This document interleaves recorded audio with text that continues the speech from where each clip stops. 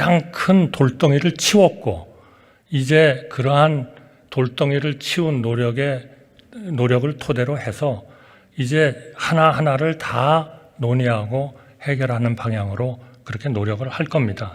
어떻게 30년 넘도록 투쟁해서 우리 강제 동원 피해자들이 쟁취한 사법적 권리를 돌덩이로 비유하십니다. 이 제3자 변제안을 거부하고 있는 생존 피해자들 3분, 100세, 95세 이상이십니다. 다. 이분들은 아까 총리님 아주 기가 막힌 답변을 하시던데 가장 거대한 돌덩이? 미래적인 한일 관계를 방해하고 있는 회방꾼입니까? 아닙니다. 현실을 말씀드리는 겁니다. 한일 간의 관계를 과거의 그러한 그 불가피한 또 아픈 그러한 역사 때문에 미래로 나가는 것을 현실적으로 좀 힘들게 하는 현실적인 그러한 문제다 하는 말씀을 드리는 겁니다.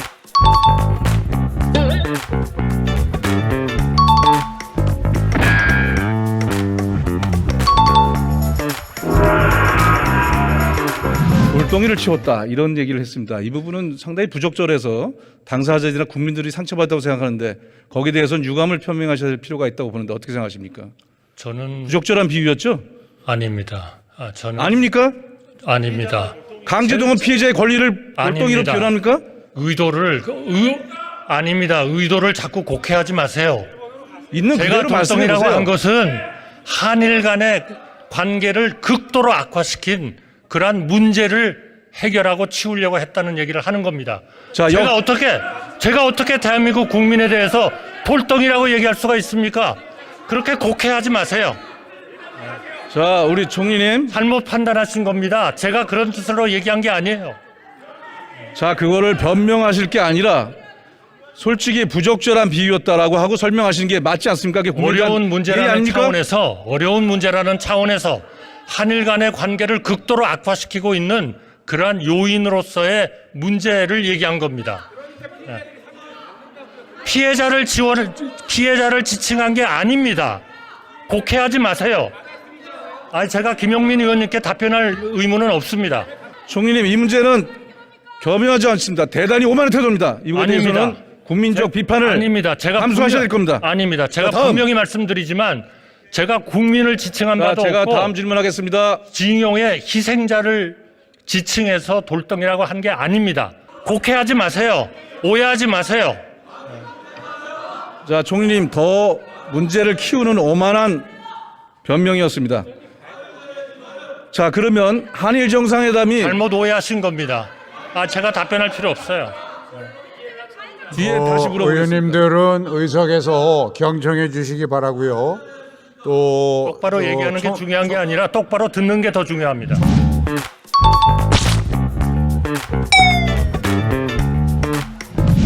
문제는 매년 우리 양곡관리법 일방적으로 통과시켜 주신 그 법에 의한 요건에 의하면 앞으로 2023년부터 2030년까지 7년 동안 단 한 해도 강제 매수를 틀린 이야기입니다. 하지 않을 발생하지 해가 않을 이야기라고요. 없다 하는 겁니다. 그러니까 총리, 의원님께서 행정 조정을 제가 지금 말씀드리잖아요. 시장 격리를 이야기하고 있잖아요. 그러니까 대한민국 정부가 필요에 따라서 시장 격리를 하지 않겠다는 게 아닙니다.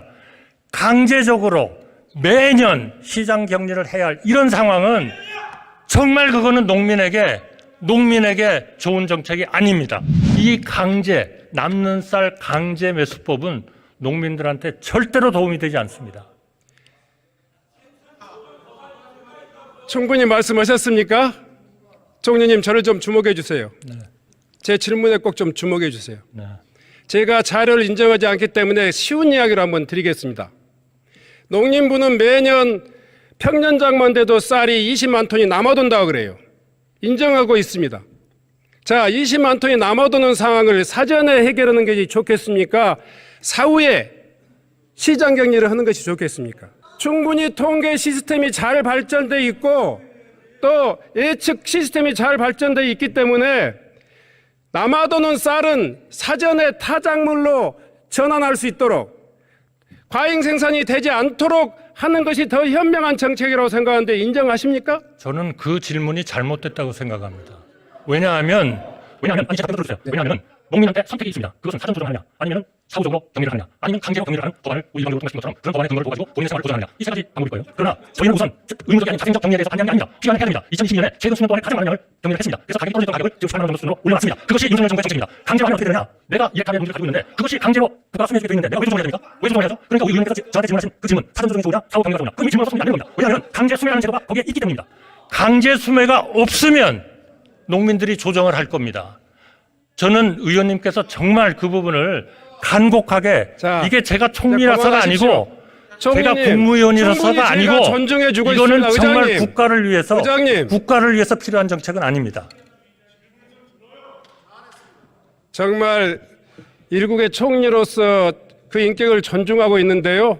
좀 국민들, 대의기관 국회 이야기 좀 들어주세요. 네, 알겠습니다. 제가 말씀드리는 경우는 강제적인 시장 격리를 전제하지 않더라도 지금 정부가 할 수 있는 정책 중에 선택하라면 어떤 정책을 선택해야 되는 것이 옳으냐? 이걸 묻는 거예요. 그 정책이 지금까지 강제 격리가 없는 상태에서도 사전 격리를, 사전 생산 조정을 했던 정부는 성공했어요. 이명박 정부는 성공했고 문재인 정부는 성공했어요. 지금 최고의 시장 격리를 했다 하지만 윤석열 정부는 9,700억을 사용하고도 쌀값이 21만 원에서 17만 원으로 지금 폭락해 있단 말이에요. 그럼 팩트잖아요. 그래서 어떤 부분에 중점을 둘 거냐? 사전 생산 조정을 전제로 해서 양곡 관리를 하자. 이게 이 양곡 관리법의 기본 취지입니다.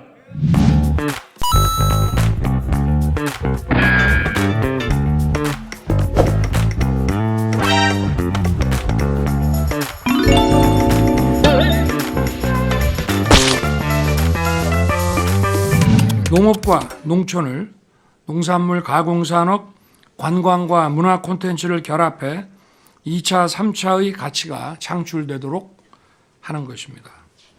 그러나 이 법안은 농업의 생산성을 높이고 농가 소득을 높이려는 정부의 농정 목표에도 반하고 농업인과 농촌 발전에도 전혀 도움이 되지 않는 전형적인 포퓰리즘 법안입니다.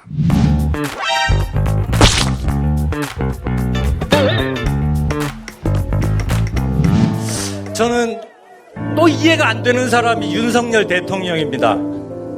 이 양반이 농업농촌에 대해서 뭘 아시고서 거부권 운운하는지 모르겠어요. 맨날 누구 잡아놓고 수사하고 이런 것만 하시던 분이 되어서 모를 수 있다는 건 이해하지만은 지금 농촌 농업이 무너지는 시한폭탄이 째깍째깍 돌아가고 있고 우리 국민들이 미래 세대가 굶어야 할지 모르는 식량 주권의 위기가 시한폭탄이 째깍째깍 돌아가고 있는데 이 양반은 폭탄주만 좋아하시는 것 같아요. 이런 대통령 우리가 계속 지켜보고 대통령으로 인정할 수 있겠습니까, 여러분?